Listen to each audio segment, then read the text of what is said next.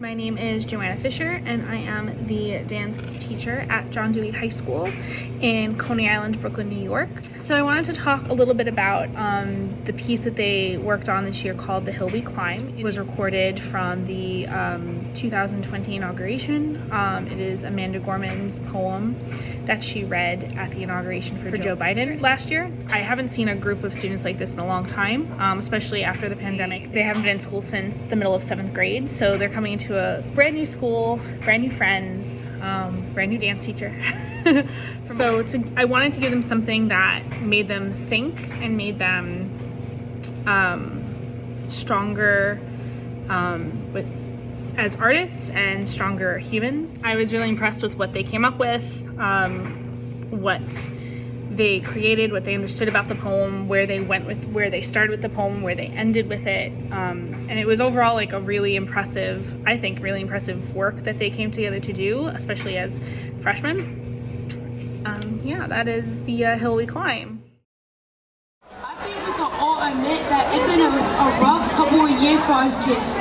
Yeah, it hasn't been easy, but when 9th graders at John Dewey High School embraced and walked into their first dance class with Miss Fisher, she knew she had a great class.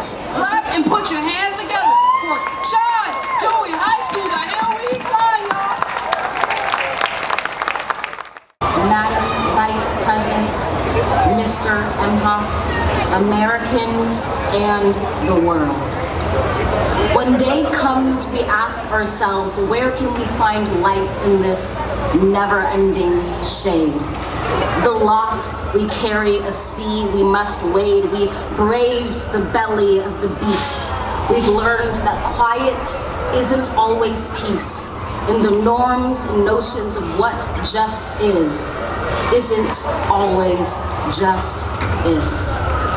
And yet the dawn is hours before we knew it. Somehow we do it. Somehow we've weathered and witnessed a nation that isn't broken, but simply unfinished. We, the successors of a country in a time where a skinny black girl descended from slaves and raised by a single mother can dream of becoming president, only to find herself reciting for one. And yes, we are far from polished, far from pristine, but that doesn't mean we are striving to form a union that is perfect. We are striving to forge a union with purpose, to compose a country committed to all cultures, colors, characters, and conditions of man.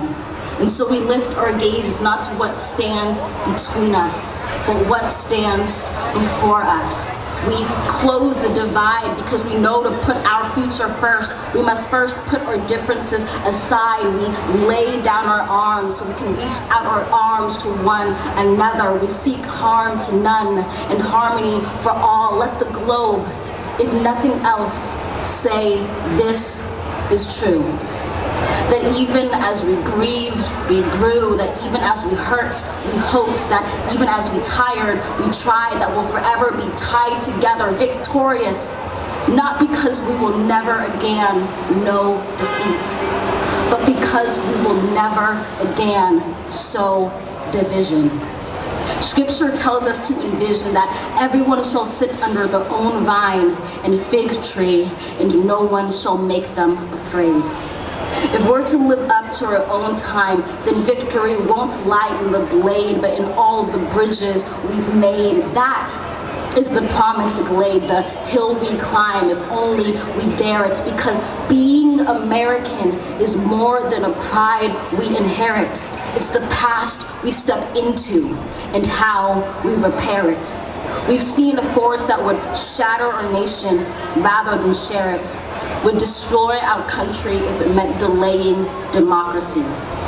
And this effort very nearly succeeded. But while democracy can be periodically delayed, it can never be permanently defeated. In this truth, in this faith we trust, for while we have our eyes on the future, history has its eyes on us. This is the era of just redemption. We feared it at its inception. We did not feel prepared to be the heirs of such a terrifying hour, but within it we found the power to author a new chapter, to offer hope and laughter to ourselves. So, while once we asked, how could we possibly prevail over catastrophe? Now we assert. Rise from the gold-limbed hills of the west. We will rise from the wind-swept northeast, where our forefathers first realized revolution. We will rise from the lake-rimmed cities of the Midwestern states. We will rise from the sun-baked south. We will rebuild, reconcile, and recover in every known nook of our nation, in every corner called our country. Our people, diverse and beautiful, will emerge battered and beautiful. When day comes, we step out of the shade, aflame and unafraid. The new dawn blooms as we free it.